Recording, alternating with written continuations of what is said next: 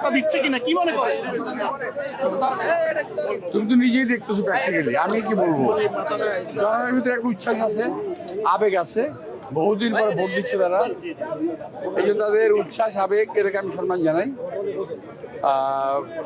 আমি মনে করি নির্বাচনটাকে জনগণ উপভোগ করবে। এই যে 17 বছর পর নির্বাচন হচ্ছে, একটি উৎসব আমেজ হয়ে যাচ্ছে, সব মিলিয়ে এখন নির্বাচনের পরিবেশটা কেমন দেখছেন? যেহেতু আর মাত্র কয়েক সপ্তাহ বাকি, পরিবেশ কেমন দেখছেন? না, ভালো, এখন মধ্যে ভালো আছে, আল্লাহর মধ্যে এখন মধ্যে ভালো আছে, এবং নির্বাচনী পরিবেশ সঠিক আছে এখন পর্যন্ত। পরবর্তী দিকে আমি জানি না, আমরা নির্বাচনী প্রচারণা করতেছি,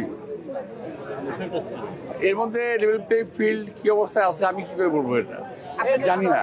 ভিতরে যদি কোনো ইঞ্জিনিয়ারিং না হয় তাহলে এখন ঠিক আছে, আর ভিতরে যদি ইঞ্জিনিয়ারিং হয়, ওদের অনেকের কথাবার্তা, প্রার্থীদের কাজে কর্মে কথাবার্তায় আমি অনেক আতঙ্কিত এবং আমি সন্দিহান যে ওরা কোনো ইঞ্জিনিয়ারিং করার চিন্তা করতেছে। আর নির্বাচনকে বানচাল করার কোনো পাইতারা করছে কিনা, কোনো সংখ্যা আছে? তাই বলতে পারবো না, তবে নির্বাচনের রেজাল্ট পরিবর্তন করার একটা পায়তারা তারা করতেছে। একটা বিশেষ দল এবং গোষ্ঠী বিশেষ কিছু লোককে পাশ করানোর জন্য পাগল হয়ে গেছে। তাদের উদ্দেশ্যে আপনার উপদেশ কি থাকবে? নতুনদেরকে স্বাগত।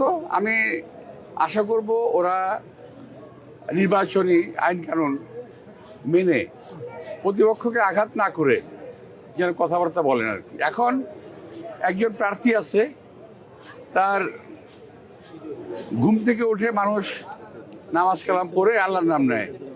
একজন আছেন উনি প্রথমে আমার নাম নেন, এটা খুব খারাপ।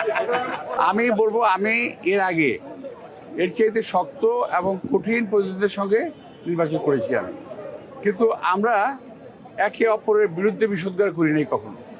এখন এর বিষোদ্গার করছে, আমার সম্পর্কে অকথ্য ভাষা গালিগালাজ করছে, আমাকে উত্তেজিত করার চেষ্টা করতেছে, কিন্তু ওরা বোঝে নাই যে ওদের মতো বহু ইলেকশন পার করে আমি আসছি।